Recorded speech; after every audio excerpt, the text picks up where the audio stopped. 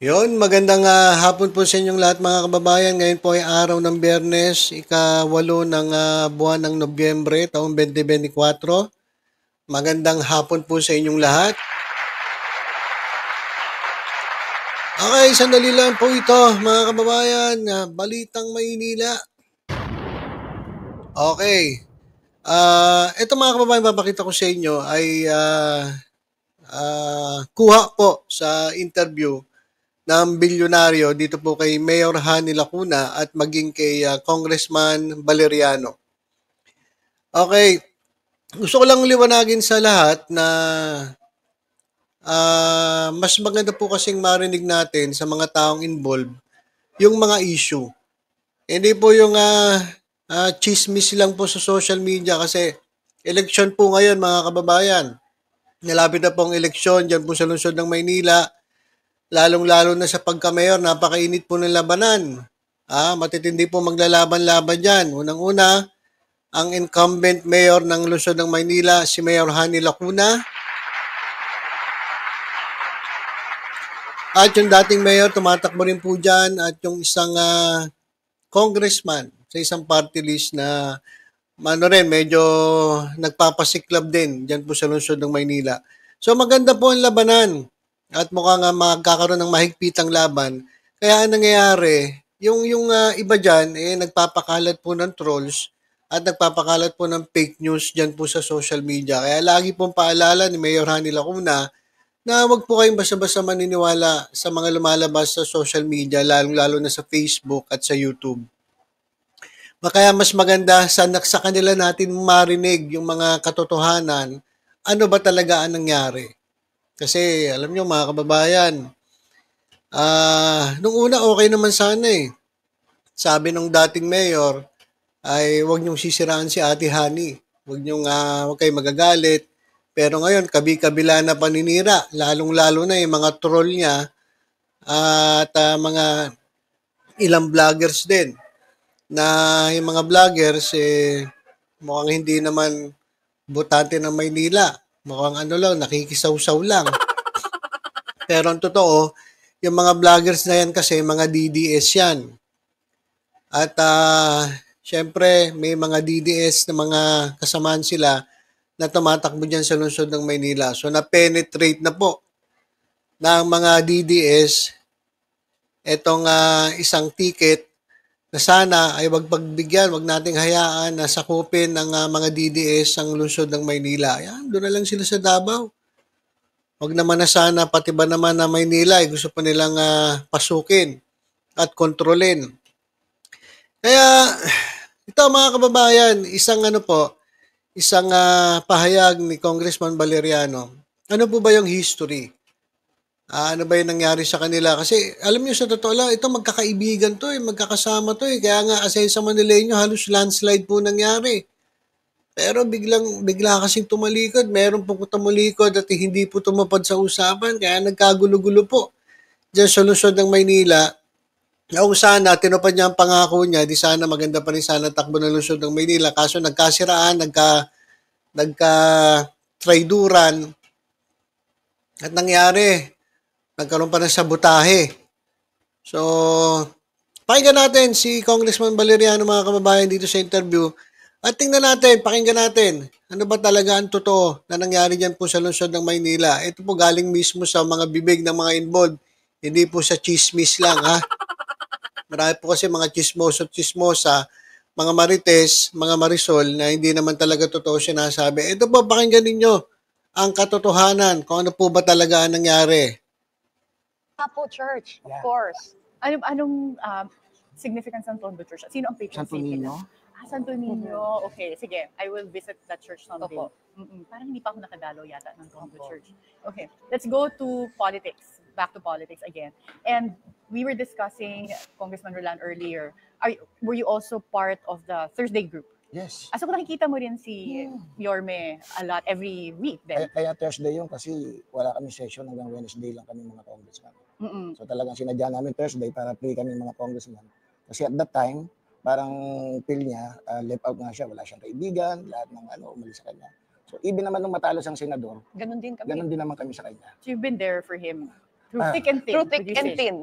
Matter of fact, nung tumatakbo siyang unang vice mayor, ang mayor yung father ni Mayora, sa district ko, wala siyang konsyal, wala siyang congressman except me. Lahat ng incumbent councilor, and even yung mga hindi incumbent nandun sa kabila, sa kalaban namin, ako lang mag-isa, tinulungan ko siya talaga. Lahat ng Ang kalaban niya at the time was? si Don Bagaching, I think, and Mayor Lim Won at that time, tapos siya yung naging vice mayor.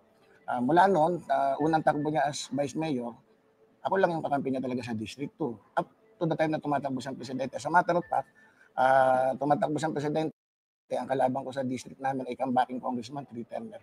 Andun ako sa Pangasinan, nangangampanya, campaigning for him. Minsan nasa Mindanao ako, campaigning for him. And now, because of his ambition, gusto mo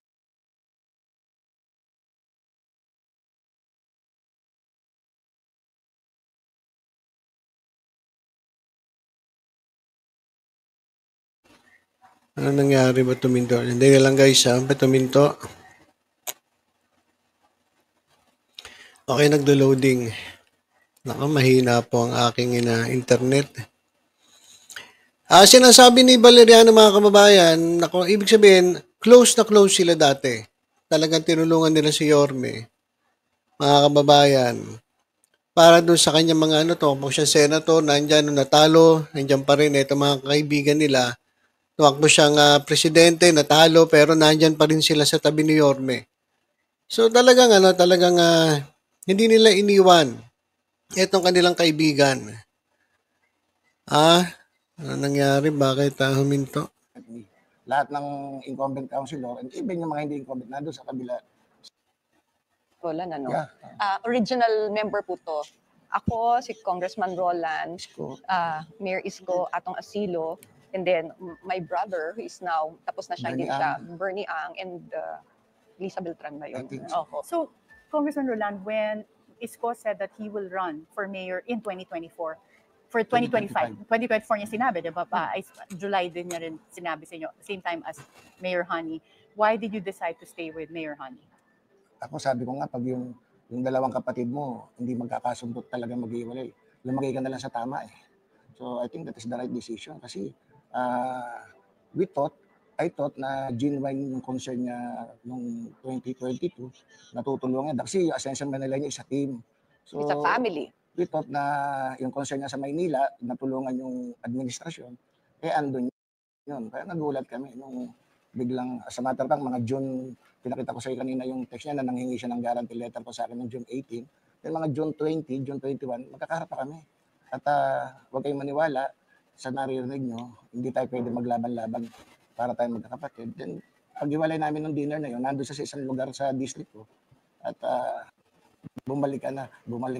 Meron na siyang ganong mga kasama. May ano na script na. And would you say that, it sounds to me like a lot of the feelings of betrayal come from the fact that you were in close touch, you would see him every week, and you were showing me text messages earlier na magka-text kayo Yes. halos araw-araw. Every day. So kung nagsabi ba siya ng maayos from the start na gusto kong bumalik ng politics, gusto kong tumakbo ulit as mayor, do you think it would have been different? Na hindi masisira yung friendship niyo? Siguro, maaari. Kung naging truthful po siguro siya na, ate, pag hindi ako sinwerte, baka naman pwede akong bumalik. Siguro naman po, di ba? Magkakapatid po kami. Pero again, it was very, very clear to us from the start na hindi na po siya babalik eh. So, hindi naman po kami ibang tao. We are not what you call yung mga politiko na we consider ourselves family. Kaya nga po, parang hello, lahat na inaway mo. Yung dati pong mayor, konsyal pa siya, si Mayor Lito Atienza, kakampi niya ng una, inaway niya, naging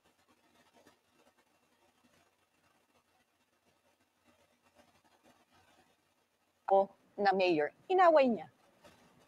So, it has been a cycle, a very toxic cycle for him. Pati ba naman kami, nakakampi mo, kapamilya mo, we consider ourselves way beyond politics ang relationship namin. Pati kami, ano ginawa namin sa iyo? So, and Congressman Roland, Mayor Isko has been going around the city lately, according to some reports, that he's saying that not to vote for Manila congressman who allegedly betrayed the Manileños. Kasama ka ba sa pinapatamaan dito? Ano And po yan? what is your take on this? Basta, alibawa, kung 30 kami sa Ascenso Manileño, umalis yung isa, tapos nag-betray yung 29. Parang parang baligtad naman yata yung in the first place, yung parting dinadala niya ay Aksyon Demokratiko, hindi naman Asenso Manileño. So, sino yung nag-betray sa amin? Akala nga namin nung 2 years na administration ni Mayora, akala ko nga genuine talaga yung concern niya. Uulitin ko, pero it seems parang sabotage talaga kasi yung naging problema ng Maynila, clamping, towing, vendor, sinabi ko naman sa kanya yun, lahat ng yan, puro tao mo. Lahat ng yan, bakit hindi natin masaway? Tapos lahat ng yun yung nagiging problema ng Maynila before. Kaya nung nag-declare siya as mayor, nag-resign yung MTPB head namin, nasuspende yung clamping, nawala yung towing.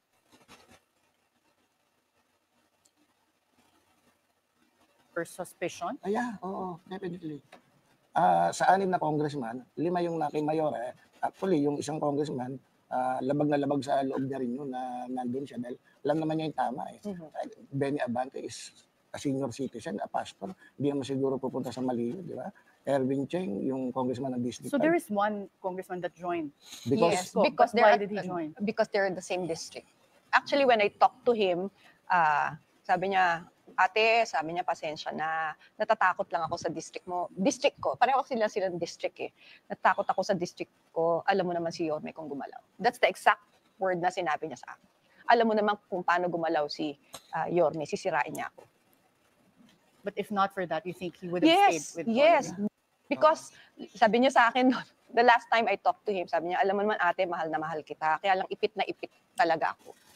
Pero it's an open secret in Manila Yes. naman na talaga namang maybe sa long plan na niya, nung matalo siyang presidente, plano niya na talagang bumalik, hindi niya masabi sa amin. Kaya lahat ng ginawa niya for 2 years, halos parang sabotage talaga sa administration ni Mayora.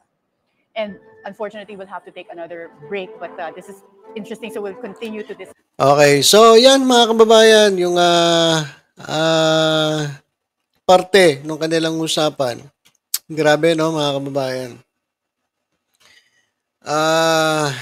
Kung pakikinggan ninyo guys yung mga sinasabi ng dalawa ni Mayor Rani Lacuna at ni Congressman Valeriano, ay talagang nakakalungkot na dahil sa ambisyon nasira yung pagkakaibigan at pero mo baligtad, tama yung sabi ni Congressman Valeriano eh.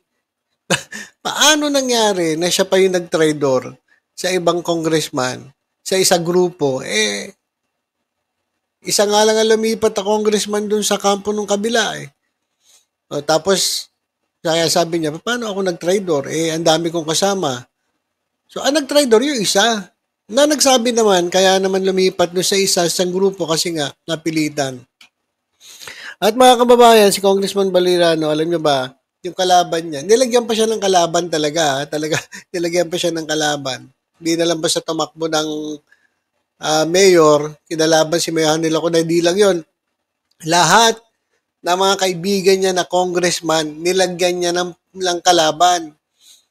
At sabi nga ni Congressman Valeriano, binayaran pa para magkaroon ng kalaban. Tingnan nyo, grabe. Grabe talaga yung nangyayari niya sa Maynila.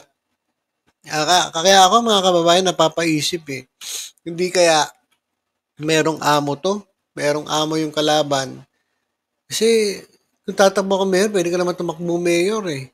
Pero bakit lahat ng posisyon ng mga kaibigan mo, nilagyan mo, nagbayad ka, sabi sila, narinig lang natin, nagbayad para maglagay ng kalaban at nandun na yung mga kalaban. Paano nangyari yun? Meron ba nagdidikta? Meron ba talagang gustong pumesto dyan? Meron bang gustong agawin ng Maynila kasi wala na silang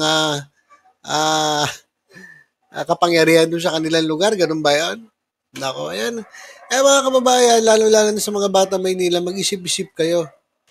Hindi nyo alam, nagagamit na yung isang kandidato sa may mas mataas na plano para sa 2028. Hindi natin alam mga kababayan, kaya sabi ko sa inyo, huwag kayong magpapagamit. Ito yung mga katotohanan dapat nating malaman. Sabi na naman iba, bayaran na naman si Batang Maynila to. Sabi na iba, sinisiraan. Hindi. Yan lang po. Nasa sa inyo kung tatanggapin nyo yung katotohanan o hindi. Pero yung masasabi ko lang, kung tayo mamimili ng mga lingkod bayan, siguraduhin natin yung tapat at hindi kayo iwan sa bandang huli. Baka kasi pagdating ng araw, iwanan na naman kayo. Pagkatapos, iiwan doon sa mga tao na kasama sa grupo na hindi naman talaga para sa tao, kundi puro pansarili lang ang iniisip. Alright, so ilang mga kababayan, basta tutok-tutok lang po dito sa Batang Maynila Toys. Sa iba pang updates, ingat po tayong lahat. God bless po.